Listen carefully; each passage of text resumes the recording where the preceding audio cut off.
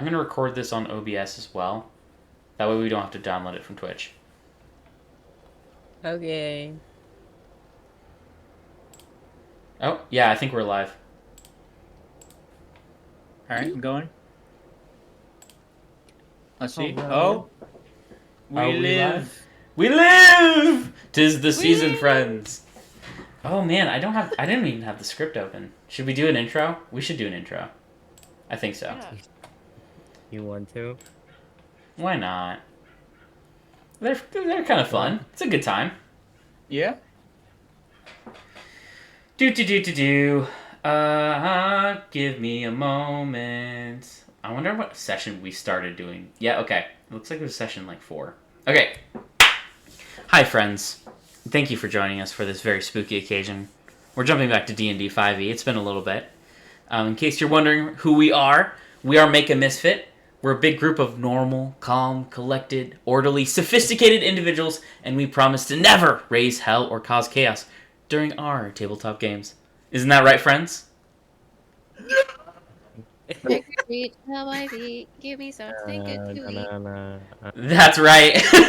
No, It's not as great when there's only 3. Yeah, there's only 3. Yeah. Well, I need you guys to lock in next time. Because we're a group of misfits.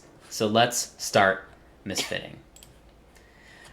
Barclay Woodwarde and his wife are blessed with a child. Mr. Woodwarde has hired you all to rid the curse of his childhood home. The Woodwarde estate is plagued with undead, including an immortal killer that roams the decrepit halls.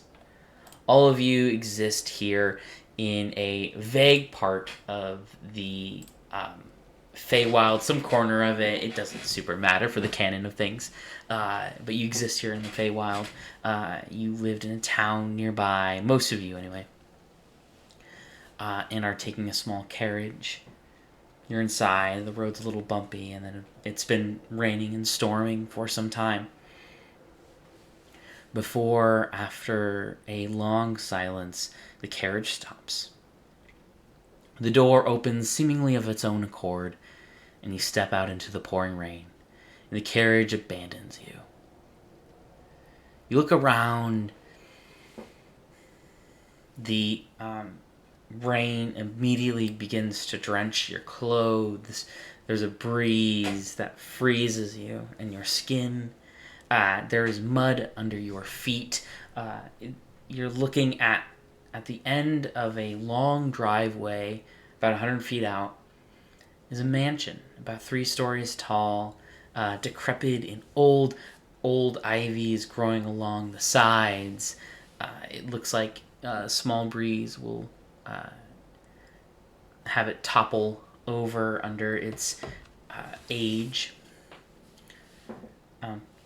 Sort of on each side of this muddy, worn, and overgrown driveway, there are these sort of patches of vines that sort of streak down the sides here until it sort of like hits a forest on each side, and these sort of like fields of vines. On occasion, there are these sort of pumpkins that are growing, some at different stages of growth.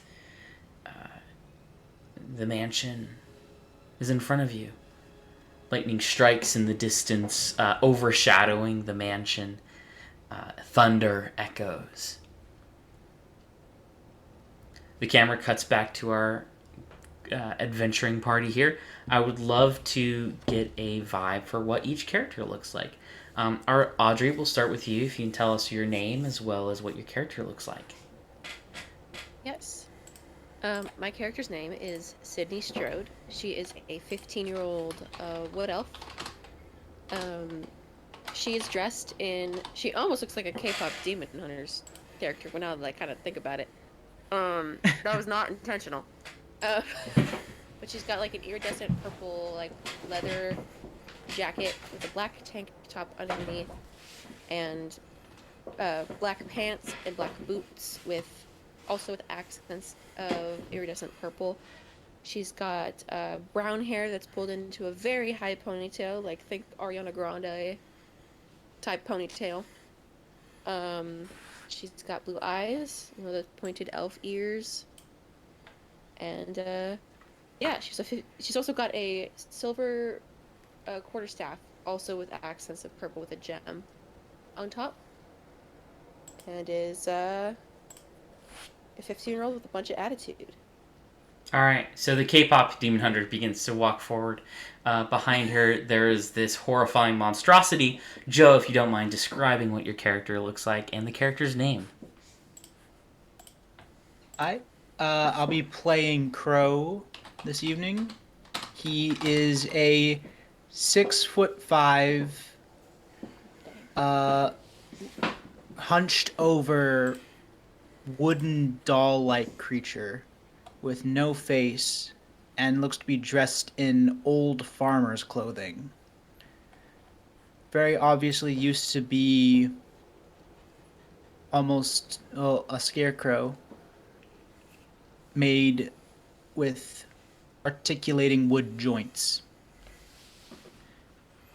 with several knives strapped to just random places on the body. Incredible. Crow begins to step out toward the scene, leaving behind these large footsteps and sort of at this really gross posture looms forward. And then we have the wonderful and iridescent Nate, if you don't mind describing your character for me and the character's name. Alrighty, my character's named Fawn, and she's also a wood elf. She has long brown hair that's braided in a couple different places. She just wears like the most witchy, spiritual clothes with a wand, and then she also has a bunch of face paint that looks kind of like a deer, as well as clip-on horns. You walk about the space. You're at the driveway now leading up to this haunted mansion here. The three of you are about halfway up the driveway itself, which is really just dirt. And because of the rain, it's mud. You guys are sloshing through. On both sides, there's these overgrown vines with pumpkins. Would any of you like to do anything before making it to the steps of the mansion itself? As not as character, but as just Joe. The fact that they're clip-on horns just adds to the character so much. Because, like, they drew some beautiful, like, art for the character that we see in our group chat. And it looks, I thought it was like an actual like fawn type character, but the fact it's like clip-on horns just adds a layer of depth to the character, which I did not imagine, and I find hilarious. I'm glad that's loved. Incredible. You take a few steps forward, and one of your horns begins to droop over at an awkward angle. You have to fix it inside your hair. Hopefully, no one noticed. We, the audience, noticed. Anything else before we make it to the base of the mansion itself? I don't think so. All right. You walk forward. You make it to the sort of steps that creak under your feet, that are made of wood, that lead up to this wraparound porch. You see dimmed windows, sort of wrapping around the house on your left. These two huge oak doors in front of you. What do you do? I'm knocking on the door. Is there like a door knocker? Sure. There's this huge door knocker that's this horrifying face, and in his mouth biting on it is the knocker itself, and you have to reach inside the mouth in order to hit the knocker, and it's sort of this it slams against the wood. And you can hear the echo of this deep oak thudding. Like it sort of seems I to do bounce the shave around and the a haircut space. too big, not FYI. That's just for flavor. Say that again for me. I do the shave and a haircut 2 bits knock where it's like da da da da da da da, just to just for flavor. That's incredible. Can I play off your bit? You go da da da da da. You wait for a moment, and then like from inside, you just hear like these two thuds, da da. Spooky. Yes. That sounds like an entrance to me. And I'm going to open the door. He just pushes past me. We didn't even get a okay, whatever. You push in. Do the rest of you follow? I assume. Yep. Yep. All right, Yeah. You follow in, and in classic Halloween fashion, as you walk inside, the door slams behind you. You can hear the sound of this piece of metal falling, as you assume to be some kind of lock. All of you as a group turn around and watch the door slam behind you with this heavy creaking sound. You look around you, and you're in this classic foyer. In front of you is this grand wooden staircase that climbs up to a second floor. On your left and right, there are these hallways that sort of inch through the rest of the mansion itself. On the left, it seems like the hallway has fallen into itself. Debris from the roof has fallen and made that no longer a pathway unless, I don't know, you guys get creative. That's not me. But there was once a hallway you can head left. There are spider webs in every corner imaginable. Spiders that every once in a while you worry is in your hair, and only sometimes you end up being correct about it. And on your left, against the wall, there is a blueprint of the mansion itself, which I will share with my friends here. Ooh. We're your friends. I can neither confirm nor deny. Okay. Yes, we're definitely friends. Yippee! I'm putting this in maps. I'm gonna make you guys work for it a little bit. In our other server. Oh dang. Boom. Oh, oops. What? Why is it? Okay. Well, you guys. Why is it forcing you to download it? That sucks. No. Yes, I'm downloading it. Why? The No. download? I didn't download it. I got it. downloaded it. Does it show as a? Okay. Whatever. PDF. So I assume we're in the stairwell, or are we at the stairwell? Right We're at the You're at the stairwell, the PNG in the middle there. Well, I guess I should show the audience. I don't want to. Audience, you don't get to see it because I don't have the energy. What's a conservatory again? Is It's that like the living room? think of it as like a big greenhouse type beat, like Mm. Okay. a I greenhouse want one made a of those room. in real life. Me too. I want a mansion. Do you guys want a mansion? Let's all get a Sounds like a lot of mansion. work. Let's get a mansion. It Oh, low like key one of those frat houses with just all of it D&D nerds. a frat house, but it's just D&D nerds would be crazy. Down? I'm just saying. Yeah. Down? I mean, there is. Yeah. Aren't you in a D&D fraternity? No. I was in a fraternity at one point, but I've graduated, so that's kind of, you know, A Oh my D&D God, you're fraternity would smart. go crazy. that would go I crazy. would- Imagine all those problematic players. We have so many horny people in there. Oh my gosh, it'd be endless. It'd be like banned Every all over time you again. fail every time you fail a saving throw, you take a shot. So many bards. So many bards. Oh, I've seen some hilarious ideas online of you have no spell slots. You just every single time you cast a spell slot, you take how many shots are equal to that in spell levels. Oh, So you good can lord. cast multiple 9th level spells. You just have to be rated down like 18 shots. You die immediately. Yeah, I Simply mean, pass away. it would have to be like a very chill shot. You know what I mean? Yeah, chill shot. What's Speaking- that? Nah, it's Water? vodka. This has been sitting. I know this is so off topic. This has been sitting on the back of my head for so long. Is it like a D&D one shot where there's rules where you have to take shots throughout, and it's like a heist, and it goes progressively crazier because both the DM and the players take shots throughout the whole game. I think that'd be a lot of fun. I'm just thinking of those stupid, like, ATM robberies when drunk people just, like, crash into the store and I was like, let's go, we got this. Just Pretty much, stumbling that's around. how it would go, but in D&D, yeah, 100%. I do enjoy the idea that because the DM is getting progressively drunk, literally everyone in existence, in fact, the rules of reality of the game itself are slowly, like, becoming drunk. The whole world's getting drunker. What do you do? So something happens in the world.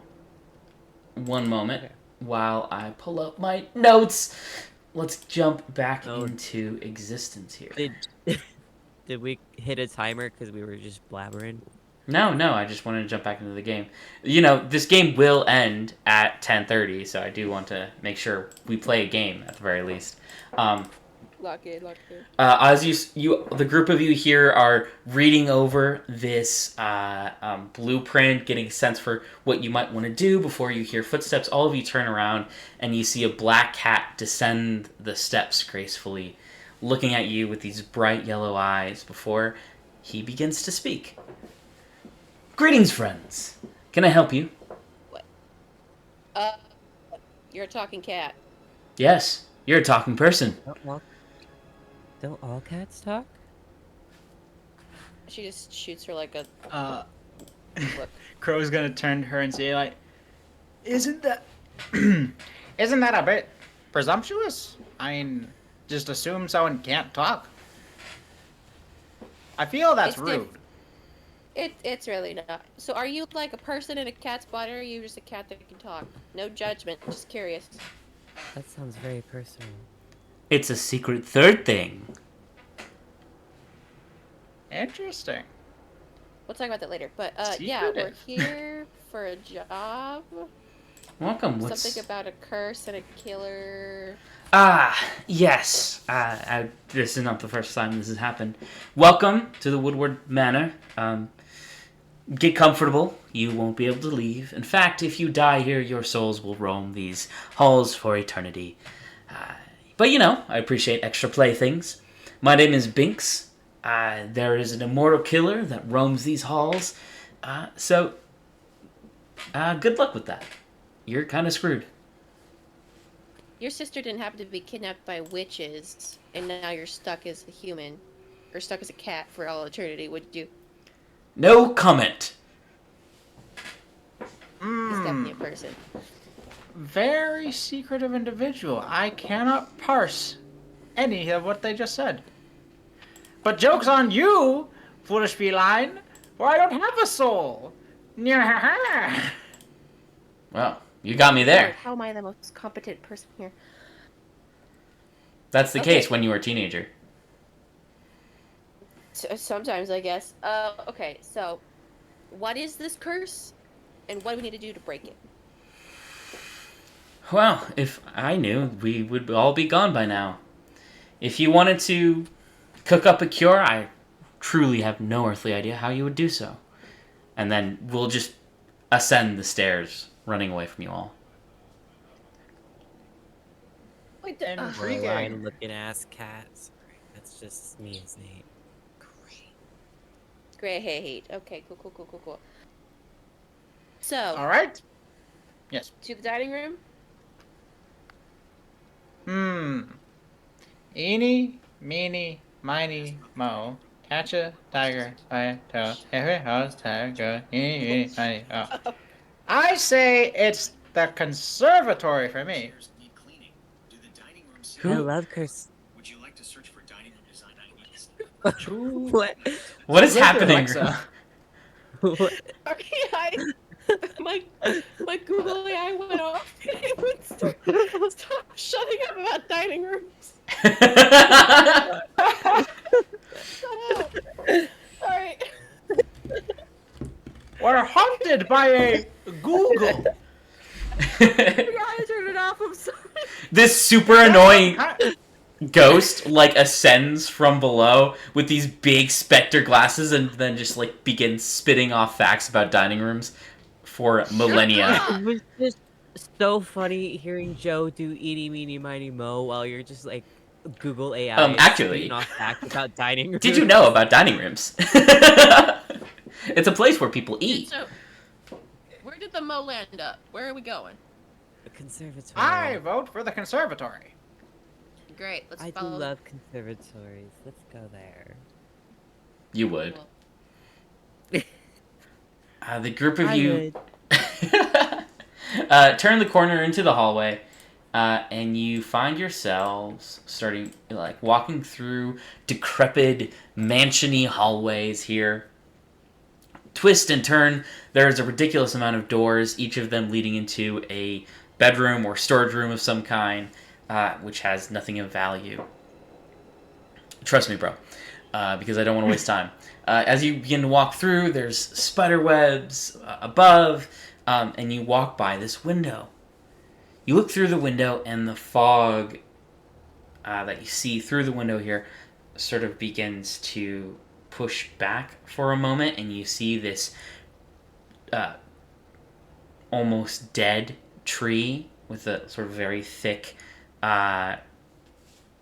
trunk here with these long outstretched kind of like the fingers of a witch tree branches, and this crow flies by, and one of the branches comes alive for a moment, snatches the bird in the air, and then begins to sort of smother it before the fog pulls back and hides the tree once more. What a welcoming a state. A weeping that's not willow. welcoming. That's a threat. What do you mean? It offered such grand hugs. Sometimes when you hug someone too tight, you can die. And that's what that was. Yes, I know. It's happened to me once or twice. If we just leave him alone, it will be fine. Okay. Okay, are there any similar plants that we should be looking out for in this as you said it's a garden? We haven't hit the conservatory yet. You guys are walking through the hallways right now. I just described something that happened outside a window as you're almost there. We can move on to conservatory if you guys are down for that. Yep, continue. All right. Cutscene happens, and then you guys press X to skip, and then you continue forward. You notice that the scenery changes a little there. The doors kind of stop, and it becomes this kind of one stretch of hallway. And there is this like potted plant, and sprouting out of the pot is this vine that sort of just like glides forward into this big pumpkin, and it's pre-carved with like a spooky pumpkin face, and it's sort of just like there, resting on the ground. What do you guys do face to face with this? Oh, mighty Gord! Would you happen to know anything about what's happening around here? You begin to walk forward, talking to it.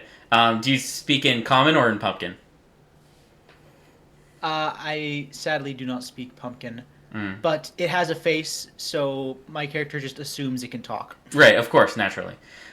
You begin to walk forward. Hey, hello! You notice that the pumpkin begins to like vibrate as you get closer. Do you keep going?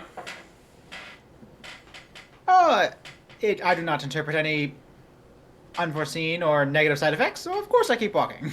Okay, you dead sprint towards this thing, and it begins to shake harder and harder as you get closer and closer before, like maybe 10 feet from it, it explodes and you are drenched in the guts of a pumpkin. How rude! I Pumpkin's only actually have very the good one for- set. Okay, What am I is there gonna anything do else? with gourd splattered overalls? Is there any other things in this room that look important? You continue. I'm so sorry. We're still in the hallway. We the keep- hallway? How We're how is still there in the- is there a random ass pumpkin in the hallway? Yes, there was a potted plant, and there was a pumpkin in the hallway. I thought it was in the middle of the conservatory. I did it to you. Okay, You know what? okay, you guys can go to the conservatory. All right, I'm sorry. Hi, Juki. Thank you so much for joining us. Yes, the skeleton clown is incredible. Thank you for joining us. You guys continue walking down this hallway. There are more of these pumpkins inside of potted plants, and you continue to walk through and letting them explode. Whatever. We're gonna hand wave and get through that because I know you guys want to get to the conservatory. You turn a corner. You are face to face with the doorway.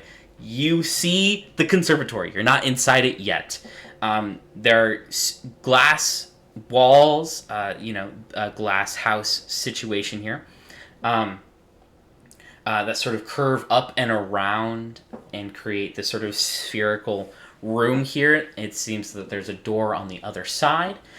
There are decrepit and old plants on both sides. In the very center of this room, there is a pumpkin the size of the room itself, 20, 30 feet high, with the classic carved pumpkin face. It is snoring loudly, and resting on its tongue is something shiny. What do you all do? This pumpkin technically is alive. Well, can we see what it is on the tongue? Like what? Yeah. Shiny? Make a perception check. First roll of the session. Oh, what is my perception? New character, who this? Okay. D20, my beloved. Okay, I'm actually okay at perception. Oh, and she loves me in turn. 19.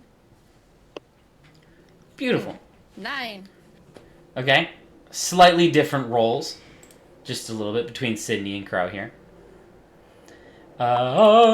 Sydney, you're sort of like staring here, and you are struggling to perceive what is here. It sort of like shines in your eye in a specific way. And you're also very distracted by the fact that there's a 20-foot pumpkin in front of you. It's a little hard to focus. Crow, you don't care. This is very normal. This is just part of the world.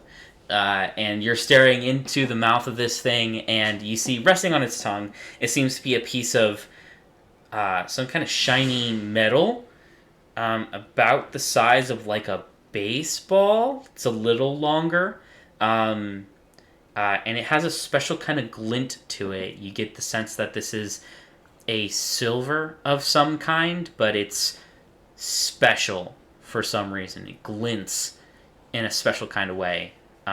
You realize that, like, with the fog that clouds the glass here in this this greenhouse, it shouldn't be shining the way it does. It's glinting as if sunlight is bouncing off of it, but it's not like you guys are dealing with sunlight here. It is raining. Interesting. It is in It's fact sitting raining. It's sitting on the pumpkin's tongue. Yes, while it's snoring. What does the pumpkin tongue look like? It looks like a mass of vines wrapped around itself to sort of like knitted into what looks like a tongue. That's a great question. Can I cast? It was very much needed. Can I cast prestidigitation to make the object taste like very, very hot sauce? Okay, I'm not gonna lie, that's pretty incredible. I need you to roll me a magic check, which for you So is it's like my spellcasting modifier? yeah. So this is gonna be a charisma saving throw, but think of it not as a saving throw, but as a skill check. So is that be like with my magic attack modifier, or with just my base charisma? Whatever your charisma saving throw modifier is. Okay. I'm gonna call this because I like this so much. I'm calling this a DC 13 for a reaction of some kind. The higher it is, the more extreme the reaction is. Oh, buddy. I love to hear that. That would be a 24. gosh. Oh boy. It is could very you- hot. Yeah, this is ghost pepper spicy. So could you describe to me how you hot sauce this piece of metal? Whole train of thought for my character is, ooh, shiny. Oh, but shiny in guy mouth. I want shiny though because it's shiny. How to get shiny? Well, humans and or sentient creatures don't like hot things. It's what so far I've observed. So I make it hot and it give me shiny so I get away from shiny. Sure, that's a great mindset. I was asking like Can what you the be magic looks saying like. this- Can you Oh, be I saying see. this out loud the entire Oh, time? 100%. He's like he's mumbling this to himself as Yes. he's like just observing the pumpkin. And as he's like talking to himself, there's like God. equations like showing up in the air. Oh yeah, but it's not complex equations. It's 2 + 2 = fish. 3 + 5 = barrel. Infinity equals c². Yeah. So yes, he reaches into what appears to be like his chest, and his fingers seem to almost phase through his center before coming out with this kind of blackish ooze. And then he molds it a little bit into almost like this marble before just chucking it. And it splashes onto the silver, whatever it is, and then coats it. Incredible. You totally sauced this silver into with the hottest hot sauce in the world, and the pumpkin is like, and then begins to stir and awaken. Hot, it's so hot. I'm thinking about how my roommates think right now, and it's like, it's so hot, and then the most cartoon like spit in the world. Somehow this pumpkin has lips and just like projectile launches this piece of silver across the room. It sort of glides across the floor. It spins slightly and it lands at just before your feet, Crow. Crow, what do you do? Ooh, shiny. Grab. You pick it up. All right. You can add to your inventory sun-kissed silver. It is exactly what I described, because a 19 is really good. It's just a piece of silver. It seems to be like raw ore. If you catch me, like this is something designed to be smelted into something else. I guess not really designed, but you understand my meaning. Is it in the shape of like a bar, or is it like a lump? It is absolutely a lump. That's frustrating. Get out of here, you stupid ads. Sorry, I saw Twitch. Anywho, can you get rid of things here? Removes the space.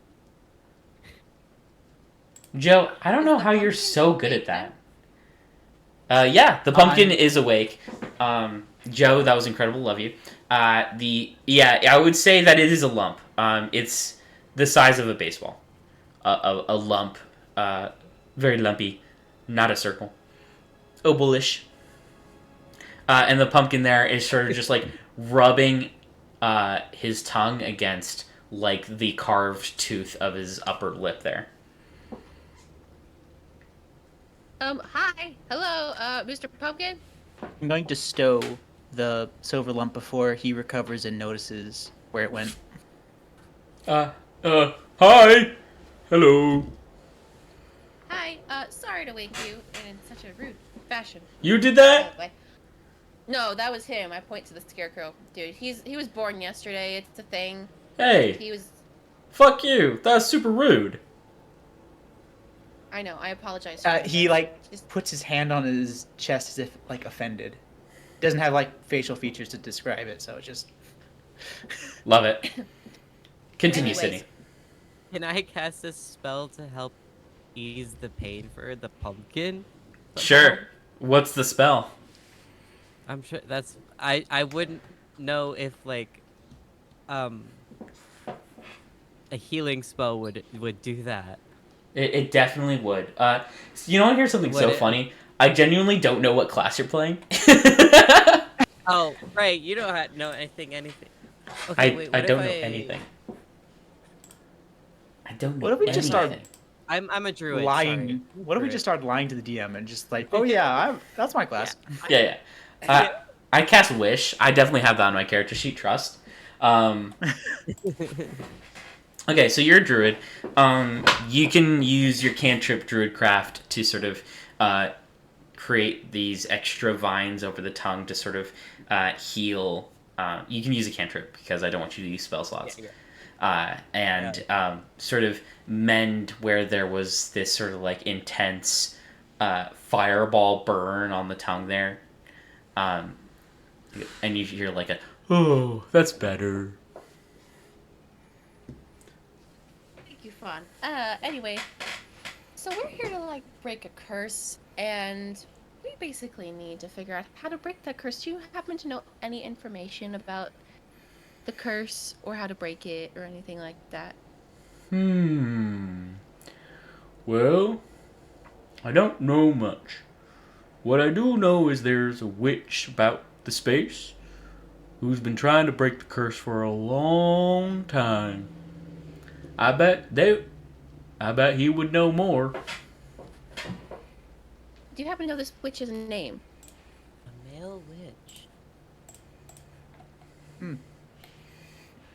Yeah, Sir Pumpkin. Do you have a name?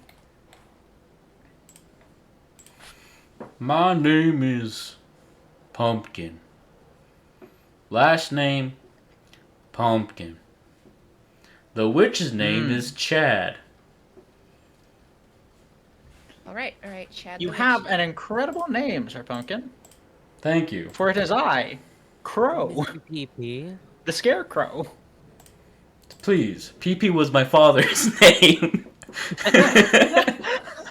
Would you prefer PP Junior?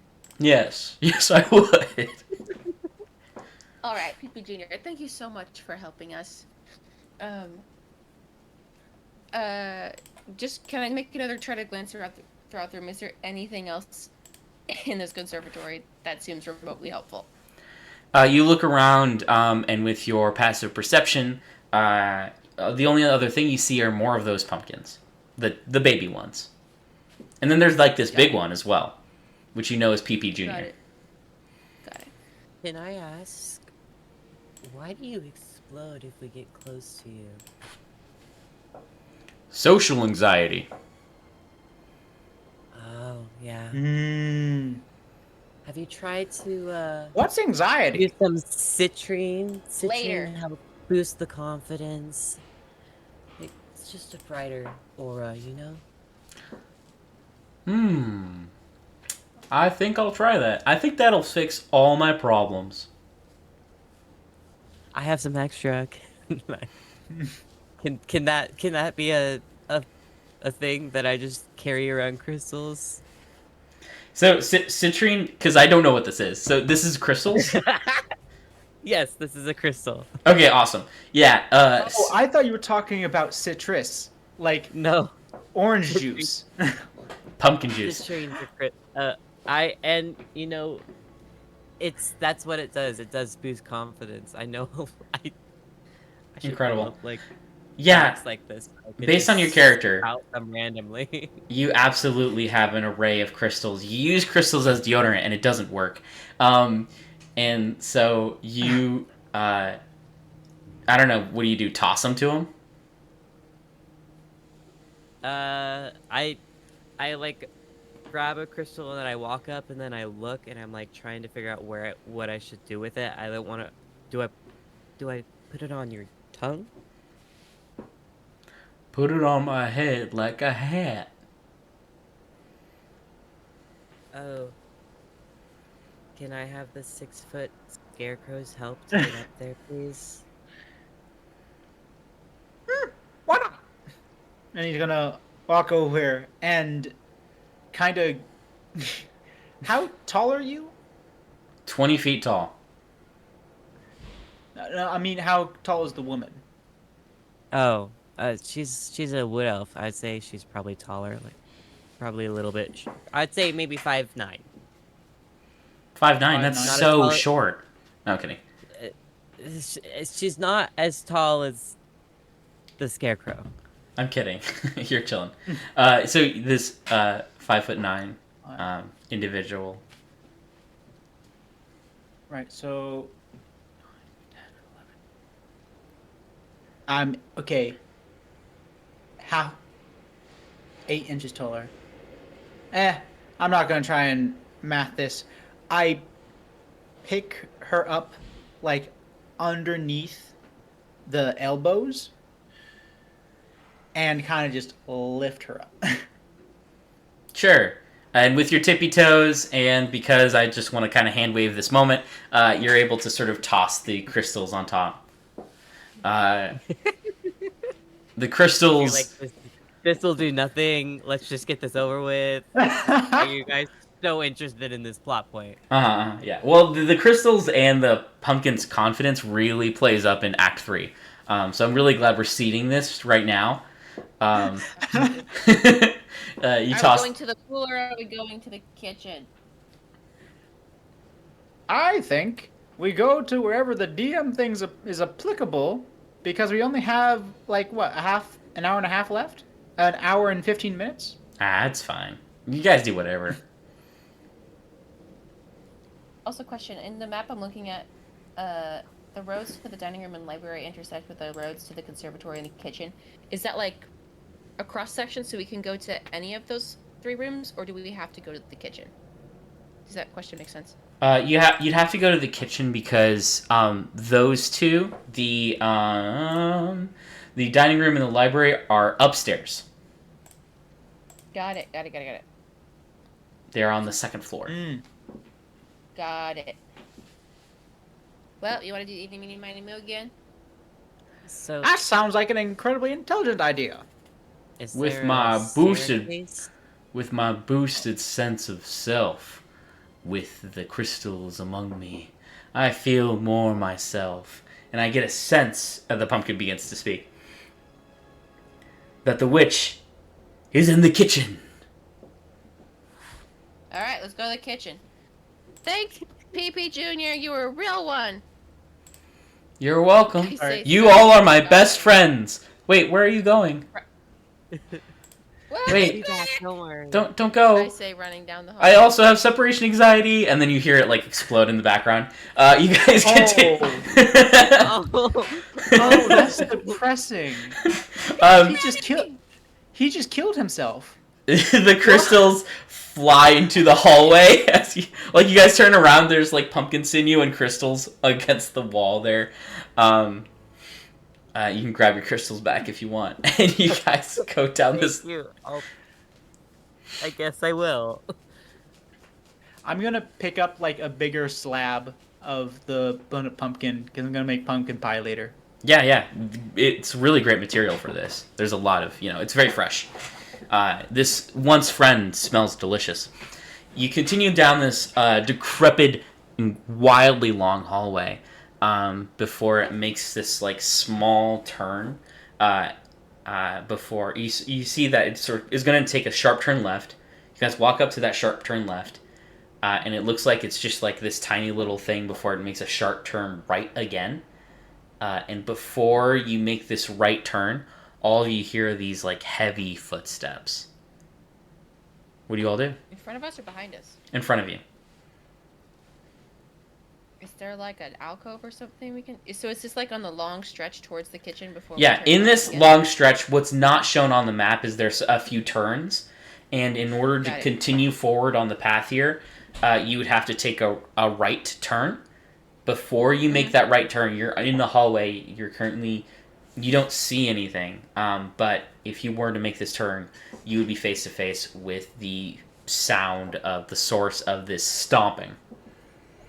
Can we backtrack and like duck around a corner real quick so we can at least get a look at this guy? You could peek around this hallway wall here, if you'd like. Who wants to roll the stealth check? Who's good at stealth? I got good stealth. I got a +5. Alright. So we'll get a Better than me. Go for it. Right. DC 15. Oh, by the way, Nate, you were saying something earlier, but people kept drowning you out. What were you saying? Huh? During the pumpkin scene. Oh, do you not remember? No. Okay, never mind then. Sorry. Gone. It's gone. What'd you get? Natural 1. Oh, nat 20. Hey, incredible! Great, That's good for you. You peek around the corner, and you notice that the shadows, the way they sort of interact with the scene here, you are completely obscured.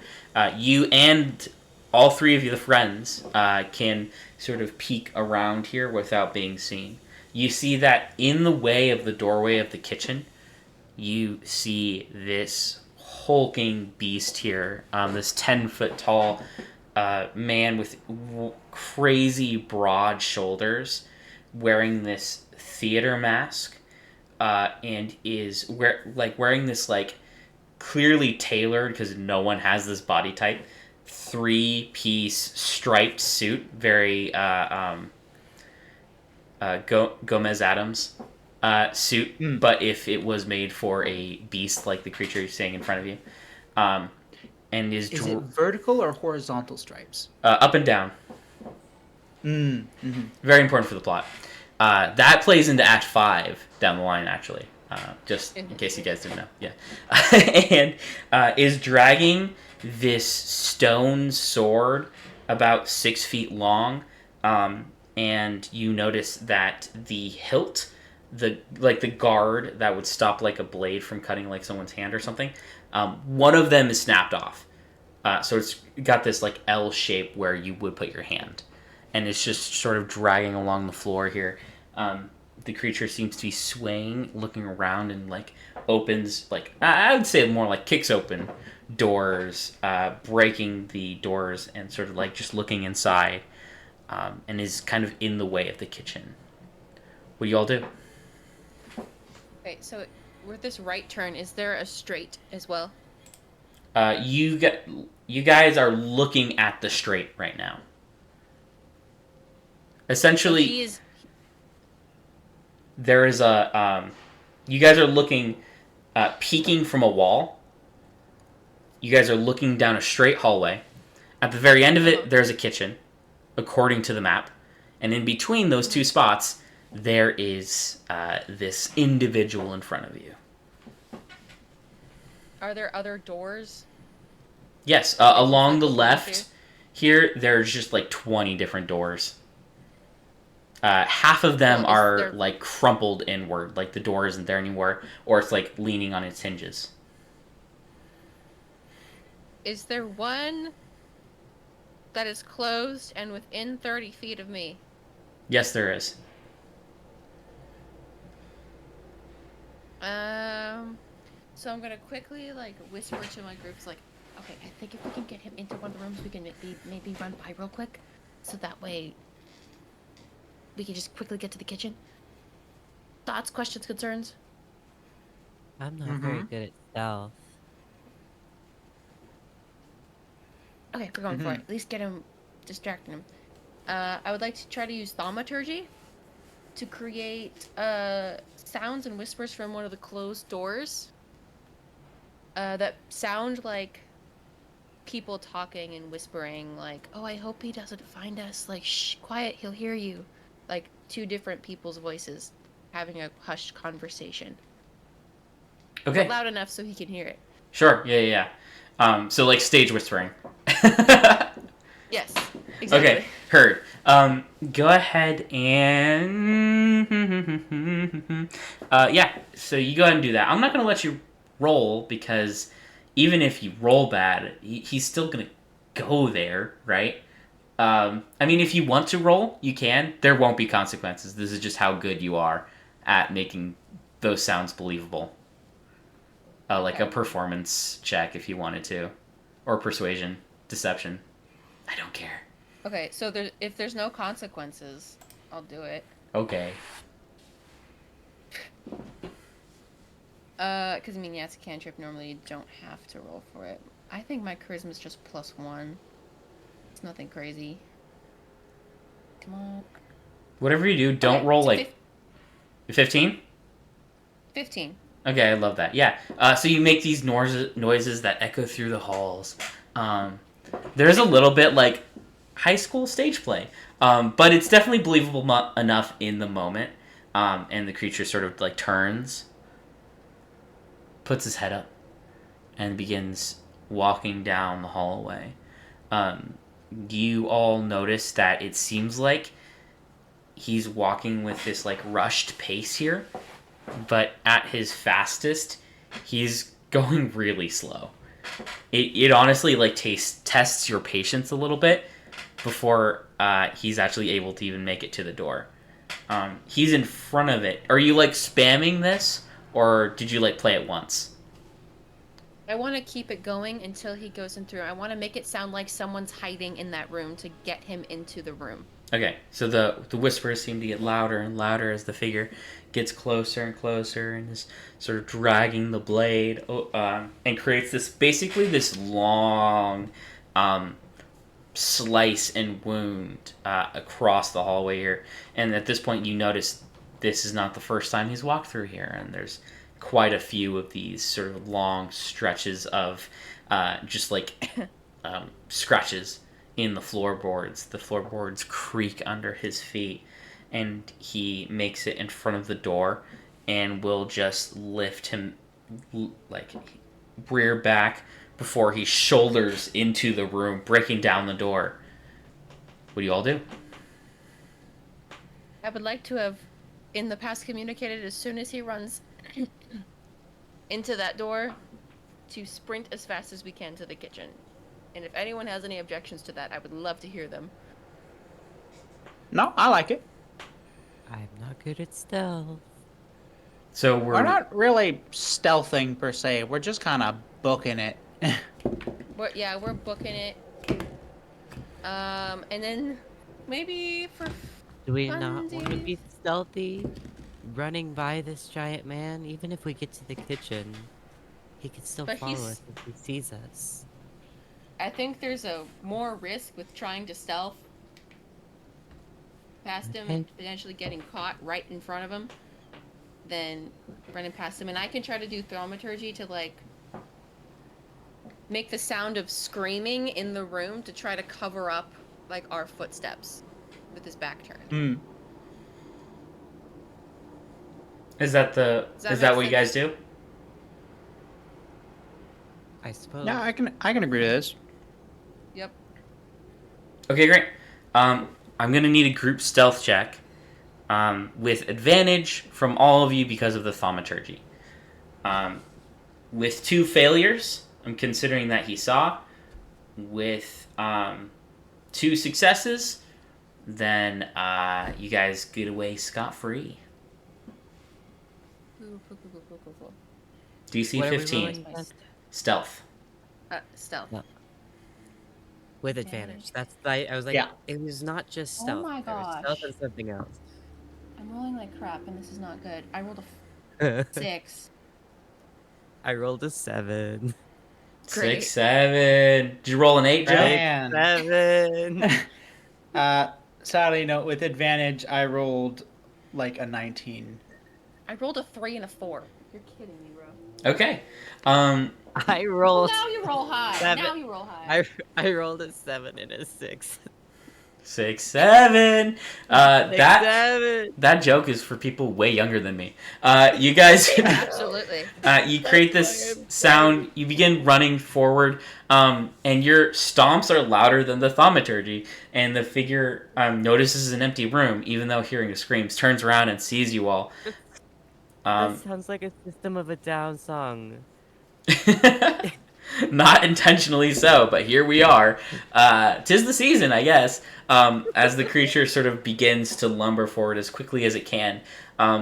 I'm gonna be a dick and is going to make a slash at one of you as you guys run by. I'm gonna say it's gonna be the one of people who failed the stealth check. Who wants to take the sword? Who wants to take the blame? Do one of you want to take this hit, or do you want me to just randomly assign it?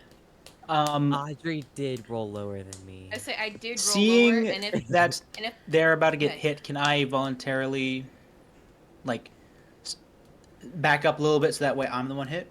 Yes, you can. You can lay on the sword. That's cool. I'll also put mage armor on myself at this point, seeing homeboy charging at us. Okay. Scarecrow pushes his two girls forward. I'll take the hit. And then Scarecrow gets bisected. Anyway, I'm gonna roll the hit. Alright. I should have had a stat block up by now. My bad, guys. How are we doing? Are we stressed? I hope not. A little bit. Not A little really. bit. Yeah, no, it's fine. It's fine. I'm having a great time, guys. Good, I'm glad. Okay, does a 19 hit? Nope. Yes, a 19 hits. Okay. For a moment, I really believed you. I was like, did you do something insane did. with 5e stats? I did too. I was like, you have to get a nat 20 in order to just hit this guy? What are you playing, an artificer? Yeah, so you take 13 points of slashing damage here as the figure sort of like cuts into your shoulder, and you take this heavy hit. Crow, how do you respond? Alright, you said 13, right? Yep, 1-3. Alright. The blade swings forward and it takes a good, like, cut into my side. But it's not, like, really that deep. I took, like, a third of my health. So, I'm chilling. Who cares? It's only a third. It's only a third. And I would think a bit of this. black ichor kind of, like, starts seeping out of me, though. So that's not great. You get this heavy wound in your side here. Think of this as it's your turn in the turn order. How does your character respond? I was very rude, young man. Very rude. Don't have any, like, kind of displacement effects. I can put him to sleep. Hey, I say go for I don't that. know. I don't know how that would work. Does he have... what are the odds that I have less HP than he does? Because then I'd go to sleep. I think this is the immortal guy they were Yeah. talking about. Yeah, for sure. Yeah, you know, it definitely is, which is why I'm like, probably even without the immortality, he's probably got like 100 hit points. So in like the area of effect of sleep, I'm probably gonna go to sleep before he does. Right. Do you just want to like yeah, take another hit, or do you want to like lay down? Can and cry?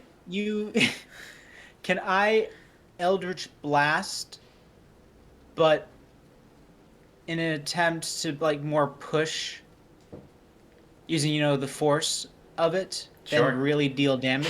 Did you take that invocation? No. That's why I'm like I'm trying to forego damage in exchange for the ability to do it. What I'll allow you to do is use Eldritch Blast as flavor for using your action to disengage. Is that what you want to do? Yeah, that works. Yeah, okay. We all came to a conclusion here. The women are pushed forward. He said flee. Crow takes this mortal wound here, and then throws out this magic. What is Eldritch Blast? Oh, goodness gracious. What does Eldritch Blast look like from Crow? Well, if you could guess, it's a crow. Whoa. It's this No kind of way. black crow that doesn't look right on reality. It almost looks like it's a painting, but on the air itself, dripping black ink as it flies towards its target. Incredible. You throw this magic at the figure, and it sort of like rears back its hands as as the magic hits its eyes, and you're able to maneuver out. You sort of like run forward down the hallway. Are you guys just running, or is there anything else before we kind of move on to the next Running. step? Ooh. Can I do another thing? Or is this like turn order kind of thing? Tell me what you want to do, and we'll see how it goes. I'm gonna just reach into my back, like pouch, and just grab a handful of ball bearings, and then just throw them on the ground. Incredible. You throw the ball bearings on the ground. You guys continue to run forward here. The creature stumbles forward and begins to chase you all. I'm gonna roll. What's the DC for ball bearings? It's a 10, right? If I'm not mistaken. Oh, it just creates difficult terrain. It's not like a save or anything. It just makes difficult terrain. Okay, I'm not gonna lie. That's pretty hot. This big figure here doesn't seem to be very dexterous and slips on the ball bearings and lands its heavy back on the floor. All of you are sort of like launched upward a little bit with the impact of the creature falling on its back before he sort of like gets back on his 2 feet and begins to lumber towards you all. You all are very clearly faster than him. And you guys find yourselves in the kitchen. You all walk inside, and the room is dark. There's these pieces of metal of various different kitchen equipment that you can barely perceive in this wildly dark room, save for I like have dark it's vision. I can see all of it. Dark 5 vision. 5e. Okay, so it's a kitchen. It's the kids. It's a kitchen, and there is in the center of the room a cauldron, and out from the cauldron is this glowing green light, as if the cauldron like had a flashlight inside of it that was green. It's like that kind of brightness to it, and there's this individual stirring the pot, and this green-skinned crone with this long nose, warts all over the face, under this black hood, is stirring the pot. The figure lifts his head and turns towards you all. Sup, bros? And that is where we're going to take a break. We will be back at 9:20. Yeah, 9:20. I will see you all then. Hell Bye, yeah. guys. Love Chad the Witch. We all love Chad the It's Witch. like, yeah, bubble, toil and trouble, y'all.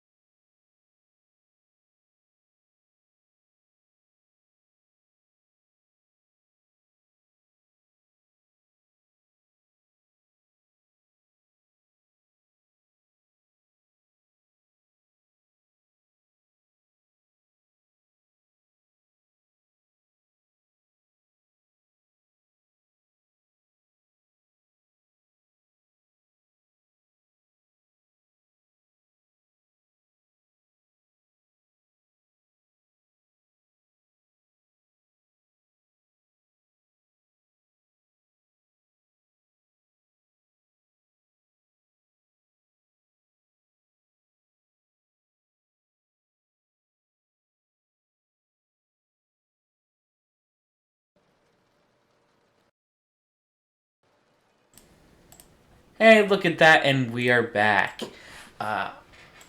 Last we left off, the killer is running towards you at a very slow pace. You all turn around and can see him looming forward. It looks like you have some time, but we're not talking like hours. We're talking maybe a minute, give or take, before this figure ends up in the kitchen. Chad here, this very crone-looking witch. Think so cliche. Witch is just stirring this green brew inside this decrepit kitchen, which was supposed to be super dark and scary and stuff, but you all have dark vision, which ruins it. So you just get a kitchen. And he goes, "What's up, bros? How can I help you?" Yeah, so we got this crazy guy with the sword chasing us. We know you're the guy that's been trying to solve the curse. Help! All right, yeah. I'm also trying to do that. Oh my god, how do you do the surfer voice? It left me. Holy shit. Yeah. Dude. Bruh, all right. Thanks. Bruh. Yeah, I'm trying to make a brew that kills that little guy over there, but I cannot run around and get the stuff that I need. But if you all get the stuff and throw it in this pot here, we can make something happen, and you can kill that guy, and the curse goes away. I'm looking for sun-kissed. Yeah, fetch quest, baby. I'm looking for sun-kissed silver, sparkling silk, and a specter's smile. Bro, We got one of those. I gotta say, the vibes on this brew, not kosher. We gotta get the vibes right, bro. What were those last two? What were those last two ingredients? I'm so sorry. We got the sun-kissed silver. We got that. Throw it in, friend. We're looking for sparkling silk and a specter's smile. Spectre smile. How does... Yeah, I'm gonna Okay. throw in silver. We're looking for the cow is white as milk. The cape is red as blood.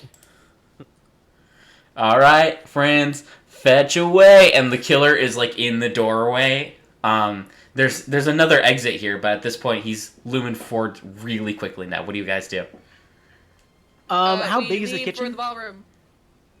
Kitchen is it's pretty big. I'd say it's like 20 by 40 feet. It's a bit of a rectangle. Is what's his name scared at all? Yes. He's like, Yeah. "Oh shit!" and is like pulling the brew towards the wall and hoping that the killer ignores him. Oh shit, not kosher, bruh. Not Alright, gnarly. Totally unradical, bruh. I'm gonna Eldritch as I start running towards the you said the ballroom is the other exit. Yep. Yeah. I'm gonna Eldritch Blast the guy so that way he's focused on us and ignores the radical bro. All right. You fire into him, and he gets frustrated and begins looming towards you, and very successfully does not seem interested in the witch, who wipes the sweat from his brow very dramatically as you all run into the hallway. You continue forward here. On your left is going to be the ballroom itself, and you can keep going forward. The figure is behind you. You guys can duck into the ballroom. You guys can keep running forward. The ballroom... Yeah, alright. What's the move here? You guys duck into the ballroom? I think so, yeah. Yeah. Yeah, you duck into Yeah. the ballroom. Can I make it sound like our footsteps keep going down the hallway, though, with thaumaturgy? Make me a deception check. This is a Um, shot in the dark. Hey, I would also like to. He doesn't seem to be a very intelligent individual, so I'd like to use prestidigitation to create like illusory footsteps. To go into either follow down the passageway. So that's the same thing as what Sydney is doing. Well, she's making auditory. I'm making visual. Ah. Yeah. So it's No, not different. like actual sound of footsteps. No, like literally like patterns on the floor, like boot prints. okay, got it. Sydney, you may do so with advantage. Can he do that with advantage? Because I think he's better at charisma. Sure. You I got it, have a boss. +1 to charisma. You said deception? Yeah, DC 16. I'm raising the difficulty a little only because this is done in a very quick fashion. Radical. That's a 21. Radical, dude. The killer rounds the corner and seems to continue past the ballroom. You can hear the stomps. Bah, bah, bah, bah, bah. It's slowly getting quieter and quieter. You look inside the ballroom and you see the floor here is as if it were a giant chessboard with the black and white quartz tiles over the course of this large, grandiose room. The room is actually 2 stories. It's as if the ceiling was destroyed and well, not destroyed, but was like not built in the first place. That's a bad way to describe it. It's 2 stories tall. That's a better way to put it. There's this checkered floor here. There are staircases that go left and right into this indoor galleys. Think of it like as a indoor balcony that stretches alongside and leads into doors into the second story. As well as this railing that looks from the second story down onto the ballroom floor. Here you see the ballroom is completely filled with ghosts. They are stepping along and dancing to a waltz to music that is not here and is long since been gone, as they rhythmically ebb and flow into this almost mechanical, repetitive waltz. You look down at them and none of them have a face, except for one. You look up and above all of the dancers, there is this well-dressed specter of a prince with a face, a sharp jawline, a skinnier frame, with sort of very well put together hair, and seems to be waltzing alone. Under that is a beautiful, expensive chandelier. And you notice that on the right, up the second story, if you go up into that galley, into that indoor balcony, there is a lever of some kind, like one you can pull with your hand. What do you all do? Is this specter smiling? Is the prince smiling at all? You look up at him and he seems disappointed. Definitely not happy. Can I can I cast dancing lights into the shape of a dancer so I can dance with the prince? Absolutely. Right. Go ahead and make me a spellcasting roll. So Right, this 'cause is you can, as one of the things of dancing light, you can forego making 4 lights to make one person shaped light. that's Okay. right. Alright, that's Very very clever use of the spell here. Go ahead and make me a wisdom +2, so essentially a wisdom saving throw for you. DC 15 to make this believable. Okay.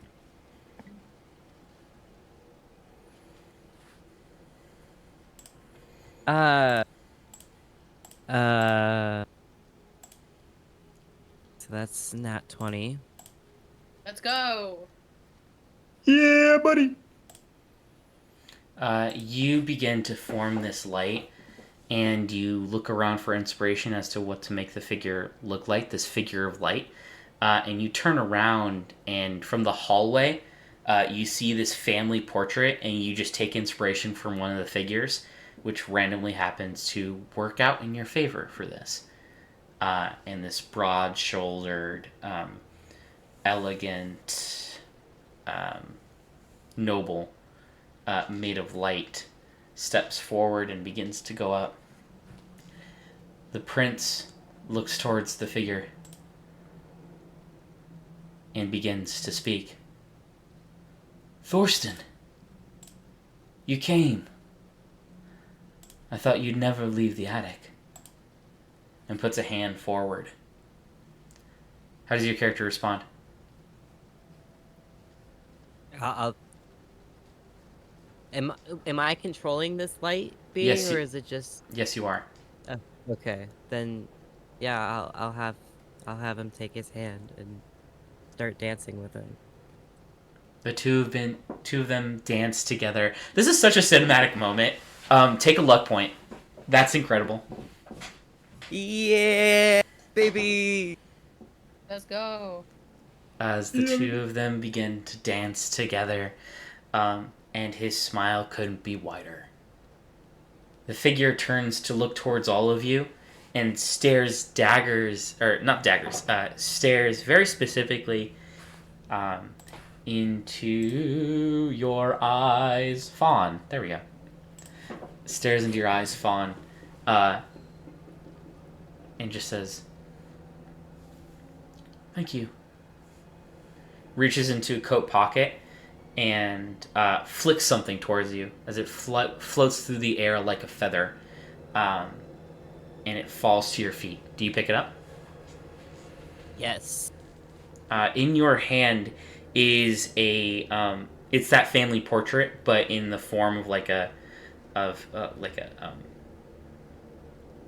locket sized version, like a smaller version. You see what seems to be two men at the head of the family. One is the more princely figure, the other is the Thorsten that we talked about, the more broad-shouldered figure with a scar over one eye. They seem to have two twins, two girls, and then a youngest brother. You turn your head towards the portrait behind you, and you notice that it's labeled. Thorsten and Joseph Woodwarde, and their kids, Haley and Annie, and the youngest, Barclay Woodwarde. Yeah, and Barclay's the recognize one that who as the sent man? us to clear out the people, right? That's correct. Are you really doing the twin sisters thing, Jacob? I said this was going to be campy. We're gonna walk down the hallway. They're gonna be like, "Come play with us." I just know it. Come play with us. I'm So- assuming we just received the Phantom Smile. Yeah, in your inventory you can put down a phantom smile. Great. Yippee. Dining room next, because that feels like right. Onward, my trusty companions! You guys turn the corner, you walk forward, and before you walk into the... wait, hold on, let me check the map here. I'm gonna curtsy towards Joseph and Thorsten before I leave. The figure will give a very dramatic bow, and will continue to dance with the dancing lights for the minute or two that they will continue to last. You guys leave the room, and they dance, and a few minutes later, the lights sort of break apart and drift away as if it were made up of fairies, and the lights sort of dim into non-existence, and the figure sort of like takes a hand outward as if he's losing him all over again. So sad. The group of you go up the stairs and turn down a door. So you're able to get to the second floor from the ballroom itself. And you make your way to the dining room. Dining room, yes. You guys are in a hallway looking into the dining room. Above you there is an attic door, and you look down and you can see the library at the end. You can hear that there's definitely something inside the library. You look into the dining room and you walk inside. There is this long table. This dining room is almost like 80, 70 feet long, of this like ridiculously long dining room table. And the food is rotten and disgusting. The smell almost makes you barf. There's larvae and flies consuming the decrepit food in front of you. And in the Jacob. center of the... Yes? Can I ask you a question? Okay, you can, but this is the last one. No, kidding. Yeah, you can ask me a question. As Jacob,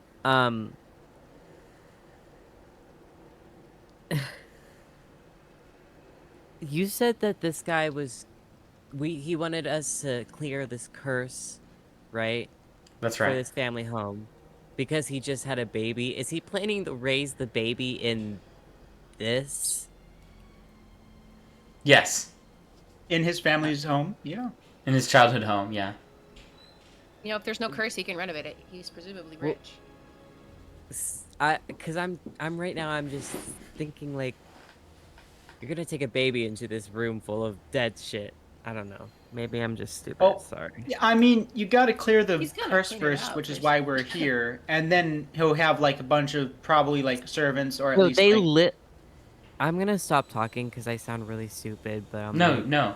And let's be real here. It is inconvenient for this rich person. Like, they could just get a mansion somewhere else. yeah, don't they have like they're clearly living somewhere else other than here, right? Yeah, absolutely. They can totally raise this kid in a different mansion.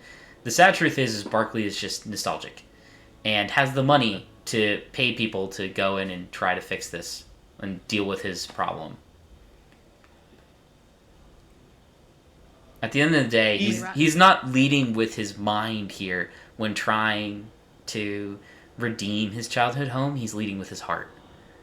And he's not making the most efficient choice, but he has the money to make a choice with his heart instead of his brain. he's got fuck your ghost problem kind of money. Yeah, Like, exactly. He's paying. I will raise Just- my son in this household where I grew up. Yeah. You guys walk into this room where the smell is awful, the food is decrepit and old, and you see these two women in sort of like kind of like Victorian ghost-esque dresses, like these long nightcap kind of dresses, and they're both wildly obese and grotesque and huge, and the two of them are just like throwing a ball to each other haphazardly. They barely acknowledge your existence as you walk in. They're wearing the same dresses as the twins were in the painting. I say we That's play rough. with them, guys. No. Their dresses aren't silk, are they? You look at the material and it doesn't seem to be what you're looking for. It doesn't shine. Great. Good. Hmm. So, it's just two obese ghosts throwing a ball back and forth. Yeah. The two women here, because you're both pretty perceptive. You notice that there's a special kind of shine to the ball that they're throwing back and forth. It seems to be carved from wood and shining in a way that it shouldn't.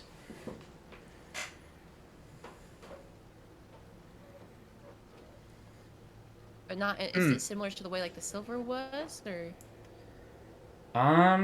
It's clearly something we need. Let's just go get it. It is shiny, and I do like shiny. That's fair. Fawn, how do you get the ball? I think we play with them. Hey, throw it here.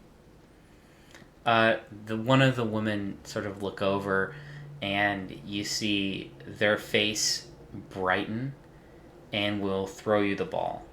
Go ahead and make me a sleight of hand check. Are these ghosts or are they That's like people? That's a 4. Awesome.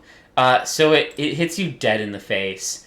And you notice that it's so strange. When it hits you in the face, it doesn't move. Like, it doesn't fall. Like, it sticks to your face. And... one moment. Wait, what? Why isn't it here? I put it in the wrong spot. Hold on. Yeah. Your movement speed is 0 until the start of your next turn, and then the ball drops, and you're able to grab it from the floor. Ooh. So I'm just dazed, essentially. Yeah, you stop for a Look. moment, and then one of the twins, the one that didn't throw, puts her hands up.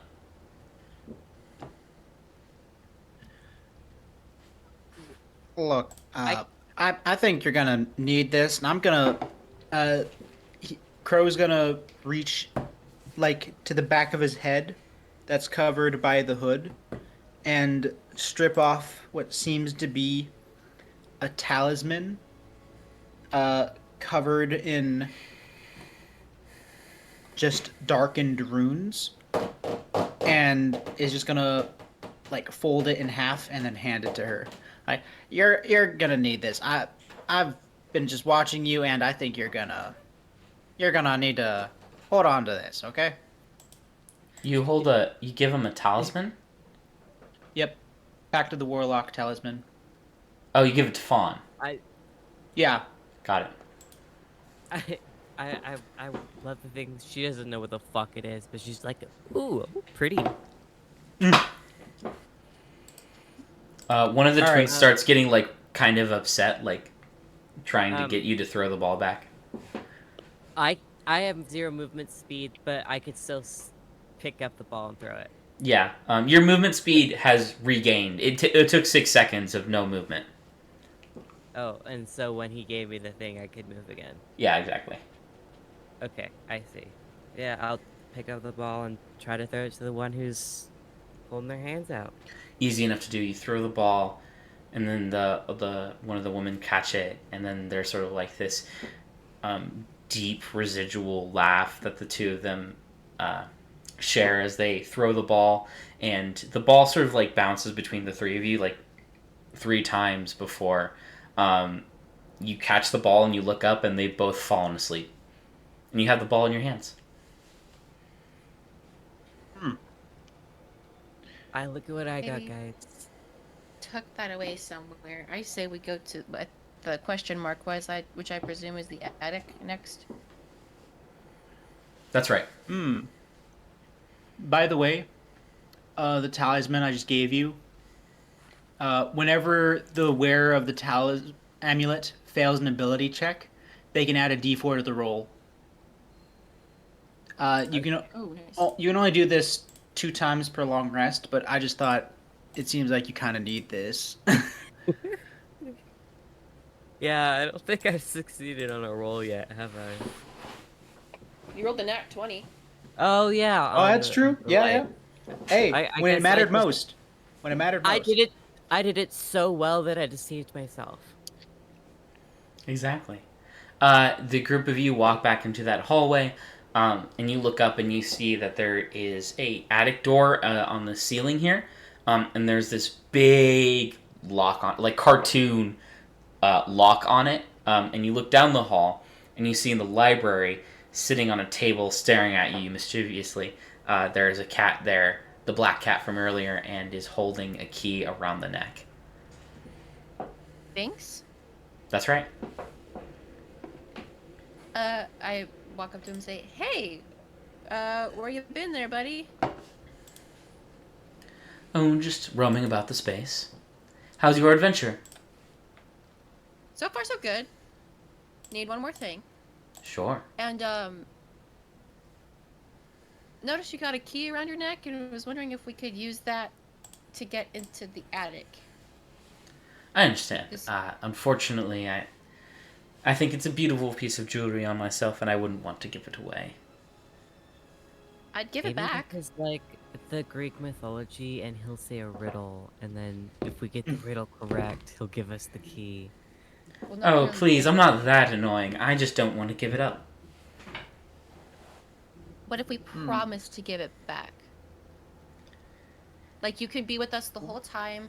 Like, we'll make sure nothing happens to it, and then we can give it right back to you. I mean, not to be that guy, but you could just keep wearing it.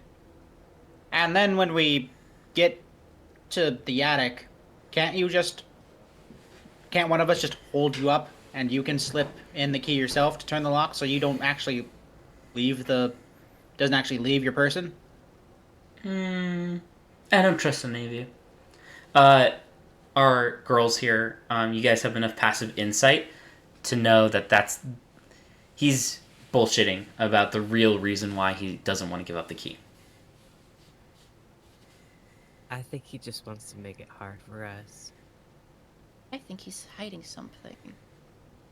1 second. New character who dis?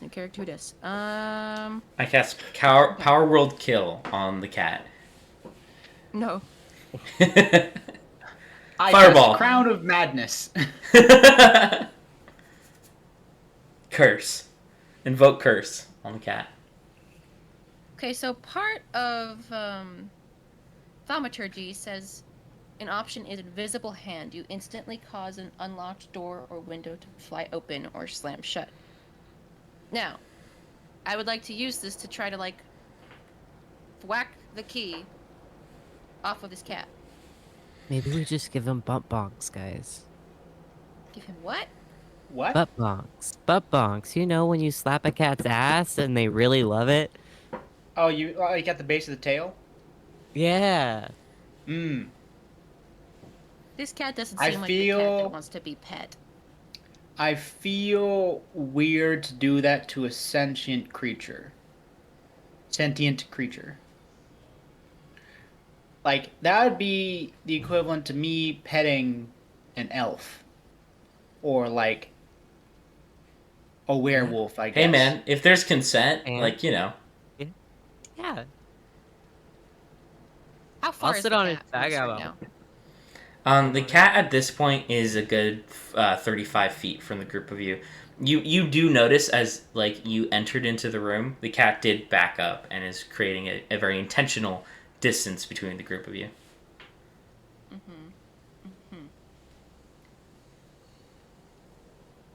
We're in the And I- attic? Is that where we are? Sorry. You guys are in the library. Yeah, sorry, I didn't describe the room. You guys are walked inside the room as well. It's like a study more than a library, with a desk in the middle, papers strewn about, and rows upon rows of books line the walls. The cat's on the desk. Can I try that yank the key thing with my thaumaturgy? I don't know if it'll be strong enough. And you This can is a probably say no. huge stretch. Like, Yeah. Audrey, I don't know. I got a plan B. What's your plan B? Firebolt him.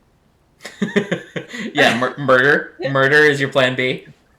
I'm Yeah, fine with guess murder. We tried to be reasonable. I'll try Now- talking to him one more time. Now, I'll before try- we proceed with assault, is there any way we can persuade you to give up the key? I'm sorry. Is there Did anything you say you you're going to result to violence? No. That was we're talking about the murdered knifey guy. That guy. We're trying to figure out that guy. But you, I get that this key might be sentimental to you, and I know there's a reason you're not wanting to give up this key. So, Can I... Okay, then go ahead. if you would please do us a favor and just let us borrow the key. Or at least tell us what's behind that door so we can make our own judgment. And hey, look, we can also make a trade. I got some gold if you're interested in that. I'm sympathetic. I am. I just promised Thorsten to not let anyone up. And, well, before things went wrong, we were close.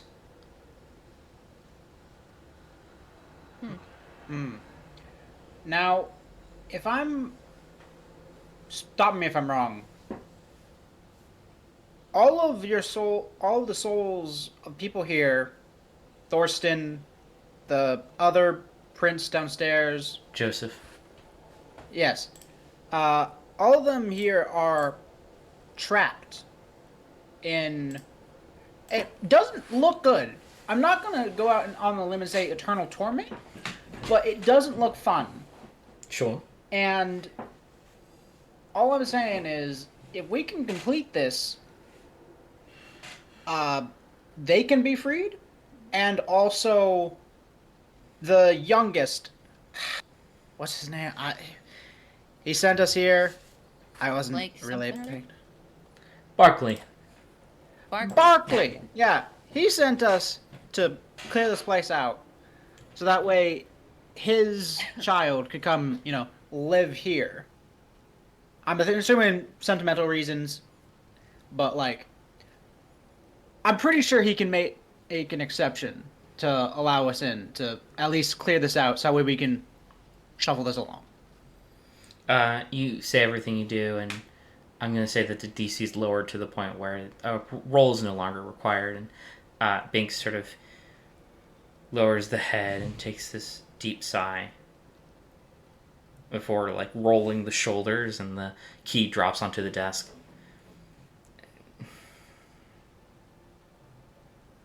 I understand. Good luck. I'm rooting for you.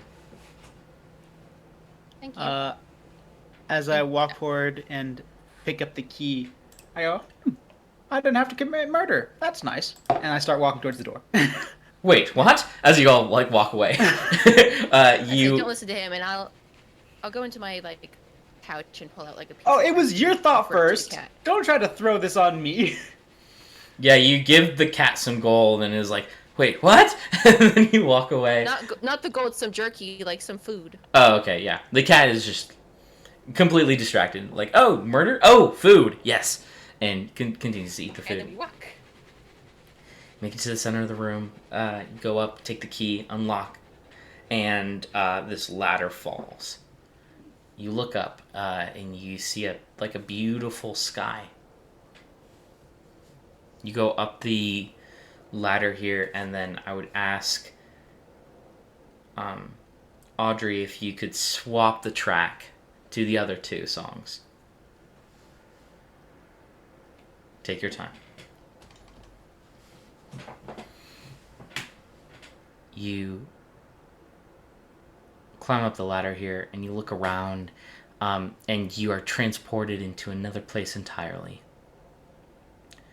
You are in a field of wildflowers at the edge of a cliff, looking over an expansive ocean. The sky is in sunset and is dipping into the ocean itself. The sky is a beautiful array of blues and oranges and pinks and blues, casting over the scene. At the edge of the cliff, there is this small archway, and in it there are two well-dressed men staring at each other in their eyes. There are several very simple wood-carved chairs in two sort of blocks of a total of 9 chairs on each side, completely empty, save for one specter on the left side. And that's where we take a break, and we do an ad break. I'm kidding. Sorry. No, you're good. Ads are so annoying. Want to break from the ads? Want to break from the ads? It seems to be that the taller figure is putting something around the neck of the shorter one, and you notice that time is frozen in the scene. The flowers seem to be weighing in the breeze, but they've frozen in place, so they're mid movement from a breeze. And you see the figure there is just completely enamored by the scene they're staring at. What do you all do? And we approach the figures. Yeah, you approach, and there's the couple under the small wooden archway, staring at each other in the eyes, frozen in time. And you approach the specter. You get close enough to where you can see that this is the ghost of Thorsten, who you now notice is also one of the two figures. A much younger Thorsten is looking down at a younger Joseph, love in their eyes. These beautiful smiles. The specter turns towards you all. Can I help you?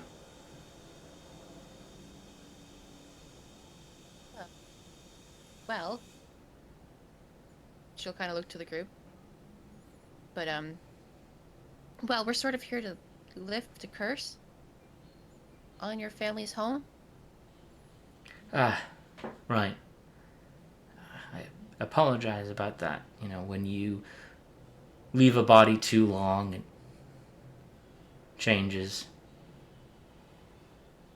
Good luck with that. Leave a body. Whose body? My own.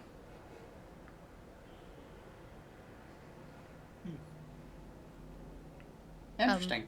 Do you know where the was it Phantom Silk or was it Sparkling silk. Sparkling Silk is? Oh, sure. Why do you need it? Well, we're trying to break the curse on your home, so your son can live here. I understand that. I would prefer you look somewhere else. Any particular reason for that? The figure hesitates, but you all, his own reaction betrays him. You all watch his eyes dart, and you follow where his eyes move, and you notice that the necklace is made of that sparkling silk.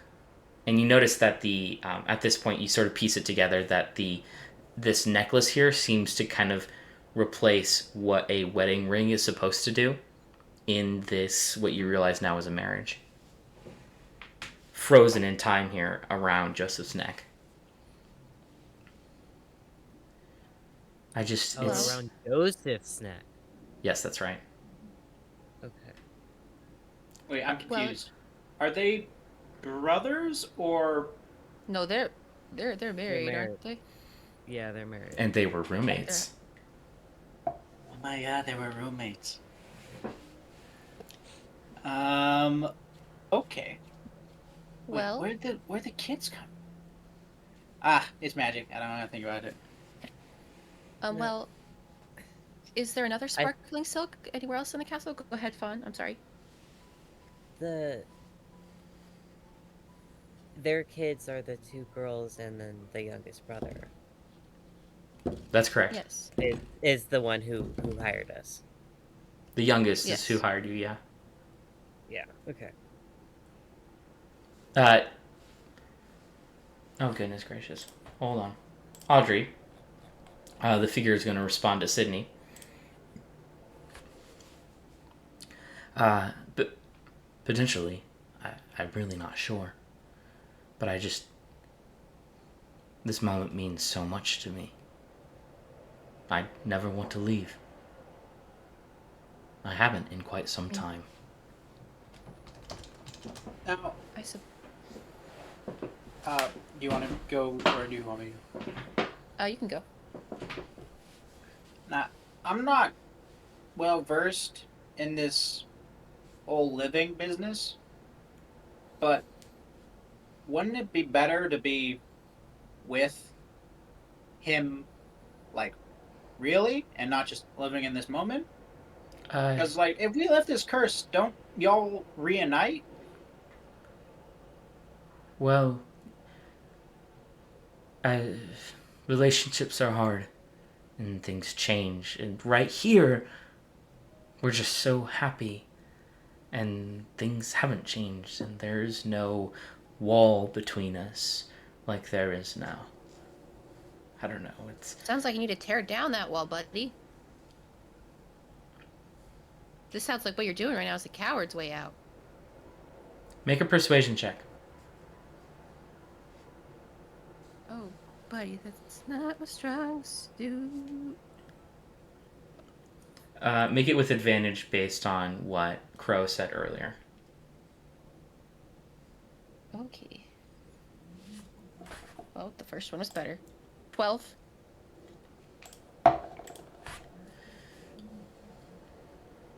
Sometimes a wall is a wall for a reason.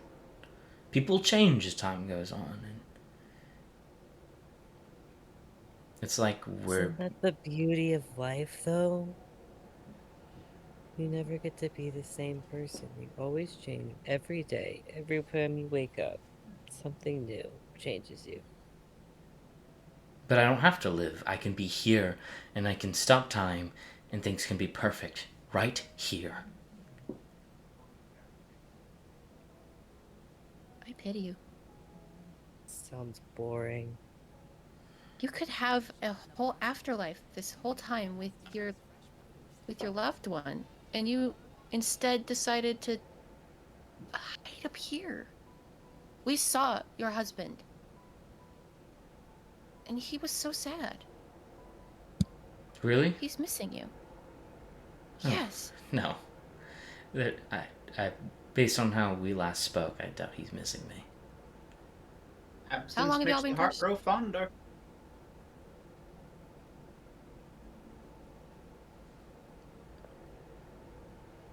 I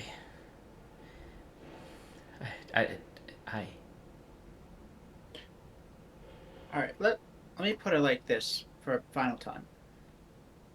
Do you still love him? yes. Then why are you sitting up here and doing him the disservice of having him wait for you? He's down there right now, waiting. Because I'll go Just standing down. there. I'll go down there, and he'll know what I've done, and the curse, and he already knows it's my fault. But if I go down there, I'll have to confront him, and he'll speak to me, and it'll be over. And here, it's not. So you'd rather him be in pain? In agony? With the indecision? Those words pierce him through the chest like a sword, and it burns within him. No. I'm just scared.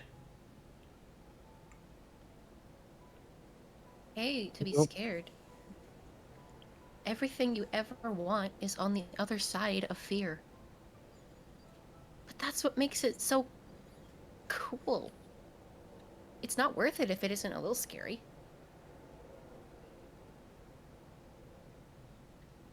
All right, that's the tagline for this one-shot adventure. Not worth it unless it's a little scary. Thorsten What if it's a lot scary, though?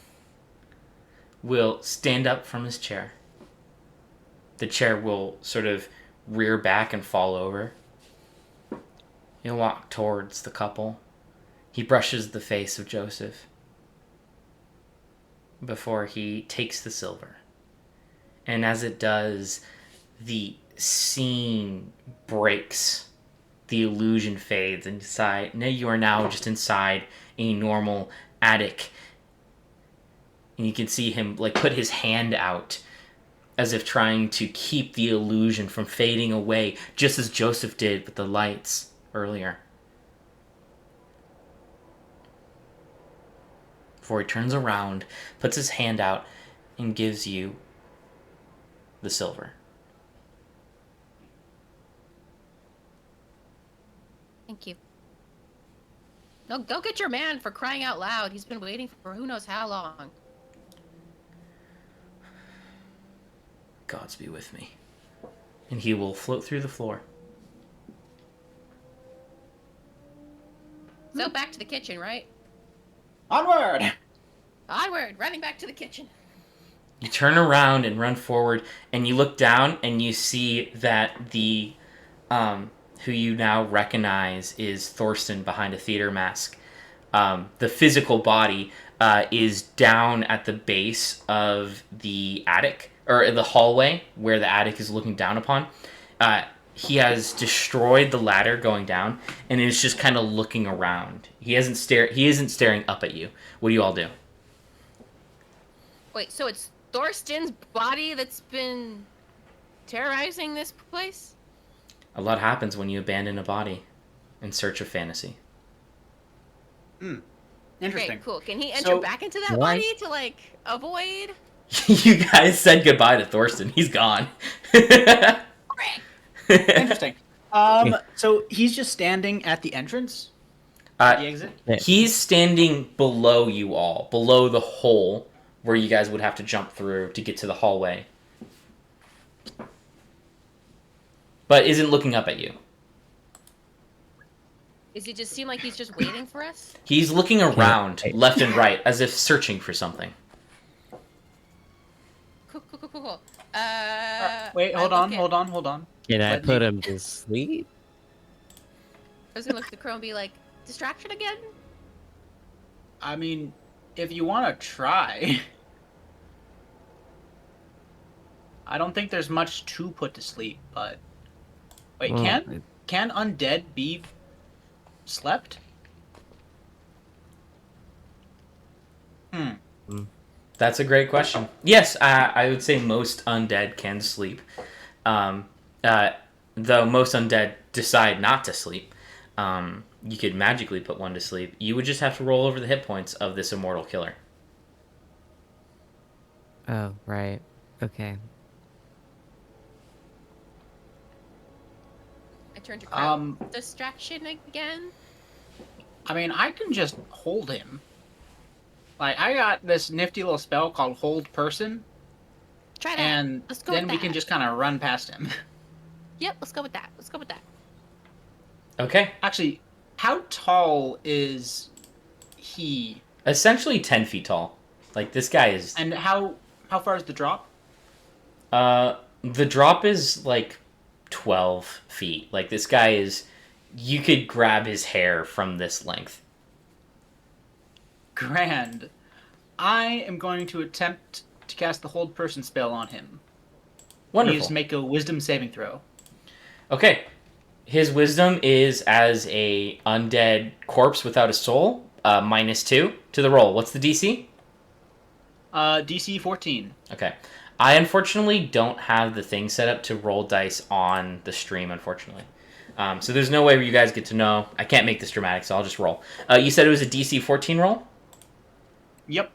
Okay, so he needs to roll a 16 or higher? Oh, okay. This guy's screwed. I'll roll anyway dramatically. Brrr. What's gonna happen? Ha! He rolled a 16. -2. Wait, meets it, beats it, right? No, meets it beats. Yeah, he survived. Oh, shit. Do you want to use that luck point, Fawn? Yeah, sure. Okay, I'm gonna roll again. Ooh, 12 on the die. Okay, so you cast this spell of Hold Hey. Person, and there's a moment where the figure seems to take the magic in his hands and break it before you, Fawn. How do you, like, distract this guy or whatever to prevent him from breaking out of the spell?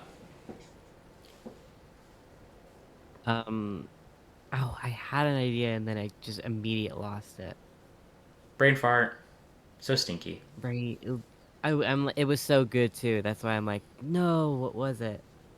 Was it something to do with crystals? No, it was. It'd be hilarious if you just chuck a crystal at his head. Okay, we'll do that. I mean, I'm Yeah, trying to that's think of something. like a nice big crystal that like I could. You take out of your pocket a comically large-sized crystal. it could be just like some sharp quartz. I'm looking up crystals that ward off bad energy. Okay. Yeah, this is important for the story, so yeah, let's definitely This is commit very to this. important. Oh yeah, 100%.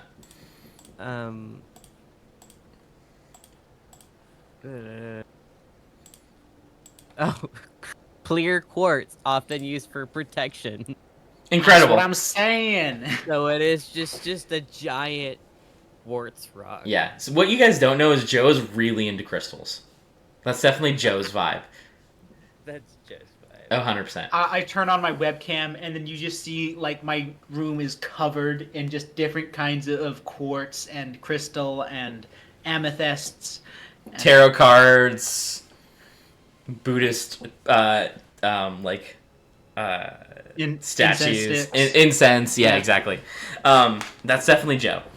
You take this comically large-sized quartz and you drop it in this guy's head, and his hand slips, and the hold person spell holds, and the figure is paralyzed. I assume you guys jump down and use this to your advantage. Does this Can I guy use make? my quarterstaff to just knock him over like I'm swinging at a golf ball, just whack to knock him over face flat, so we're not like landing on his head. Yeah, go ahead and make a strength check. This is a push, so make an athletics again opposed his athletics. Let me roll what the DC is. He has a +4. He's paralyzed, so he automatically fails strength saving throws. Okay, awesome.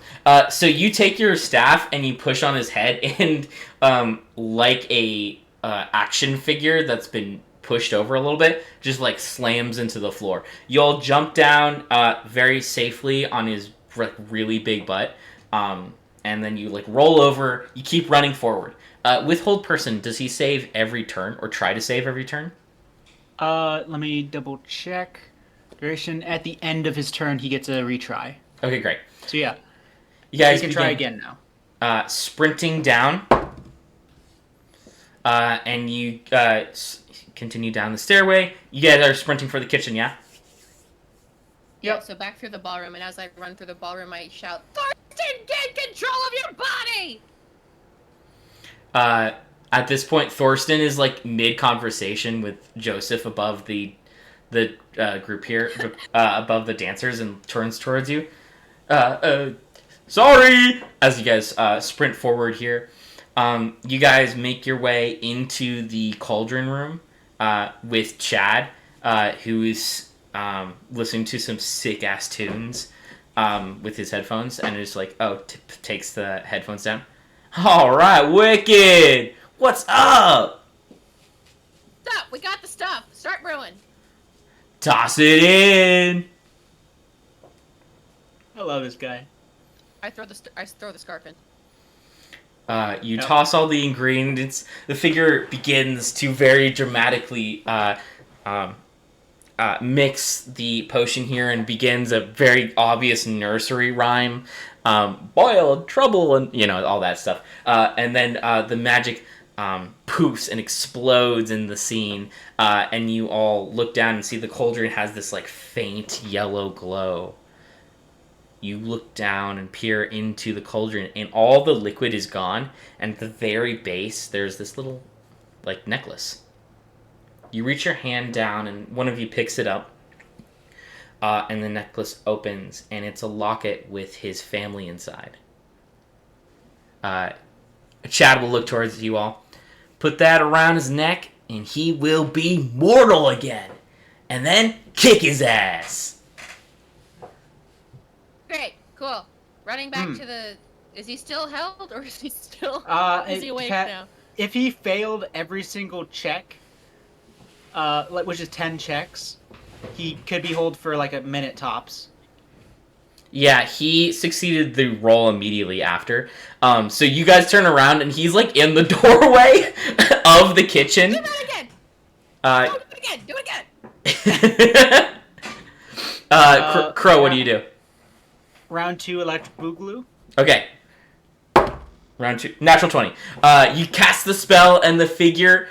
you cast the spell forward, and the figure takes the sword and slashes the spell mid-air. Then takes the blade, rises, and is going to fall, and is going to hit Crow again.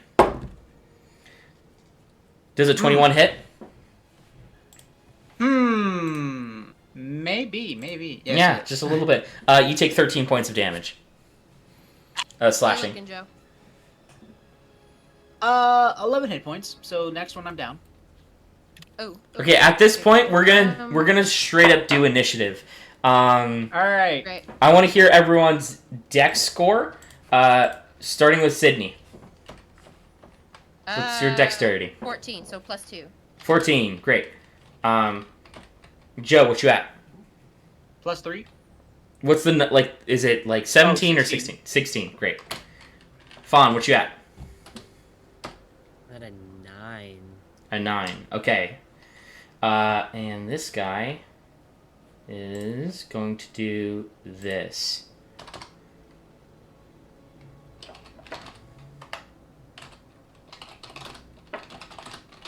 Okay, great. Joe, you are up. You were just Slash. You are like literally face to face with this guy. We're not going to do math because we don't have a ton of time. And also something that was supposed to happen. We're just going to skip. You're face to face with this guy. You're in melee. You're in the kitchen. What do you want to do? First off, bonus action Form of Dread. Finally Awesome. get to use that. Yeah, let's see what it looks like. The black ichor that's been spilling out of my body from the multiple cuts. As it's fallen to the ground, it all of a sudden stops and reverses, and it starts crawling up my body, up my neck, and then to the place where my blank face should have a mouth before it sort of disappears behind it, and then it cracks open, and this wide grin of blackness and ichor splits the bottom part of my face nearly halfway across, nearly unhinging the entirety of the lower part of my jaw. And Form of Dread will activate. Incredible. Yeah. Man! Dead once more! Horrifying. You activate this. That's a bonus action, if I'm not mistaken. What do you want to do with your action? Yep. Man, I want to Eldritch Blast this man, but I'm at a disadvantage. Because fucking Stupid 5e. bitch boy and it's in close combat. You want to hold whatever. person him again? I'm out of spell slots. Womp womp. Warlock, baby. Curse of being a warlock. Nat 20! Oh, wait, it's disadvantage. I'm so sorry. 3. Will a 9 hit? Unfortunately, it does not. You throw out Okay. the magic here, and this large figure like slaps your hands, and the magic barely glances his shoulder. And you notice that like it slashes into like his clothes, and then his clothes like repair themselves almost immediately. Once again, you need to get the locket on him before he is mortal again. That brings us up Who to has the locket? Sydney. Whoever ends up deciding to want to have the locket. Speaking of, Sydney, it's your turn. What do you want to do? Cool. You're in this kitchen here. You're like 10 feet away from Crow and the immortal killer, Thorsten, who has just made a big old slash into your friend here. And if you want to, in your hand is the locket. Forgot we have turns. I'm like, oh, I have a really good plan, but this is not Daggerheart. Okay. You guys can swap turn orders Is if you Channel want. Divinity is if you want first of all, is Channel Divinity an action? Yes. Great. Yep. I'm going to do the defensive thing and cast Cure Wounds on my good buddy Crow. Great. Go ahead and roll. Let's do first level. That's 2d8 plus 6. Where's 8 plus 6 is 14. So you heal 14 points of damage. Okay. Great. You want to see it? Anything else you want to do with your turn, or do we move on? Just move on. Okay. This guy, his stat blocks, it allows him to go twice in the initiative order. So it is now Thorsten's turn once again. Raises the blade, and it's just going to whack down onto Crow again. Does a 16 hit? Sadly, yes. Okay, that's another 13 points of damage. as he raises the blade and slams it into you, and essentially nearly removes your left arm from its shoulder. The blade essentially goes into the shoulder and allows for only the slightest bit of connection. As the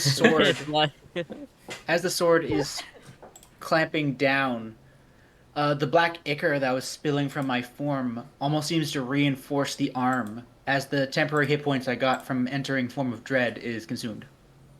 Okay. And your ability sort of reverses, unfortunately. Fawn, you are up. I mean, Form of Dread is still active. I just don't have the temporary hit points anymore. Okay, heard. I wanna cast Find a Familiar and get like a rabbit or something to try to get the locket up on the guy's neck. I love that. This sort of rat appears from within your clothes, takes the locket and runs up and tries to get the locket around their neck. I'm gonna need you to roll a. We're gonna call this a magic check. So go ahead and roll me a wisdom saving throw. If you beat his AC, the locket will be on him.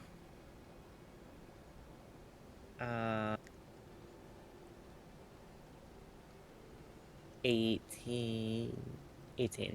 Okay. This little rat with the locket sort of runs up and inside the pant leg and the shirt of the expensive suit goes into the collar here and wraps the locket around his neck.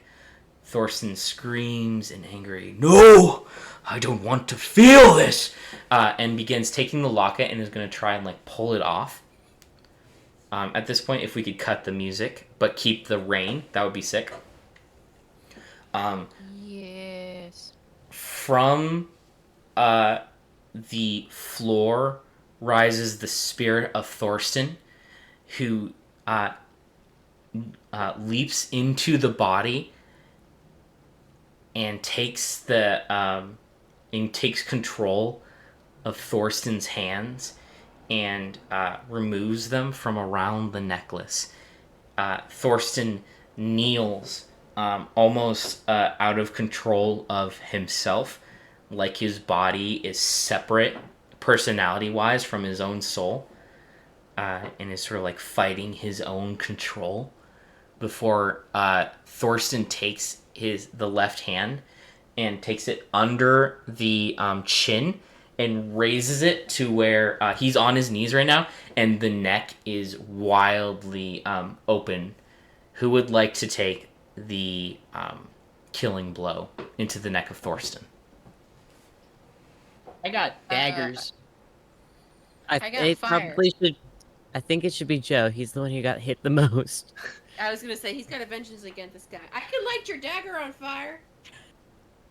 I mean, I kind of, while I was pre-rolling for my A turn, because I didn't want to, waste much turn, I got a nat 20, and I kind of want to use that. Do Do it. it. Describe to me. How do you want to do this? Yeah. All right. So Crow's not having a good time. He has been cut up quite a bit, and he needs to take out some anger, let's say. So he's going to, after his hands got knocked away with his magic, you're like, all right, Bish, you want to go? You want to rock like that? All right. And then he's going to reach behind him and pull out 2 of his daggers. And after watching the struggle and getting the neck revealed, he's going to instead hold one of his daggers up to his mouth before, fully engulfing the dagger with his mouth. And when it comes out, it has a blackened sheen to it from his own necrotic energy. And going to step forward and just reverse grip, jam the dagger directly into the Adam's apple of the throat before just ripping it sideways, just eviscerating half of the neck open. The blood pours into the room, into the ground of the reinforced tiles of the kitchen floor, and it seems to seep into the ground itself, and almost make this slight glow. You watch around you as the spider webs seem to disappear, like as if plucked from the air. The fog from beyond the windows clear, and light begins to pour into the windows once again as the manor, the curse is freed. The camera cuts to the ballroom, and it is now empty of any specters. And the mansion is now just old and is no longer haunted. Fawn's gonna jump up and down and clap a little bit. Congratulations, players. Is there anything any of you would like to do before we kind of take into a ending prologue sort of scene? Can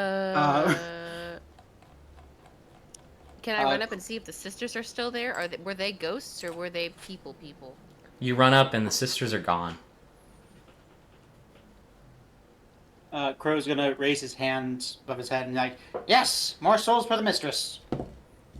Yippee! Okay, can I shout for Binks? You shout out. Like, yeah. Binks, where you at?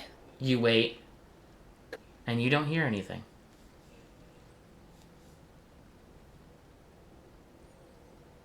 Before the cat sort of like exits from outside the table, from under the table, and just like looks up at you. Hey, buddy, how you doing? The cat begins to meow at you. In fluent cat, I reply back, yeah, what's by your tongue? The cat will respond in the cat language. I feel more like myself at the moment.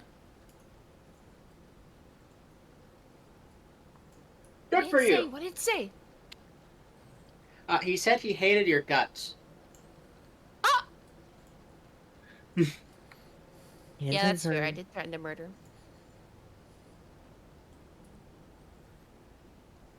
Lovely. Is there anything else any of you would like to do before moving on?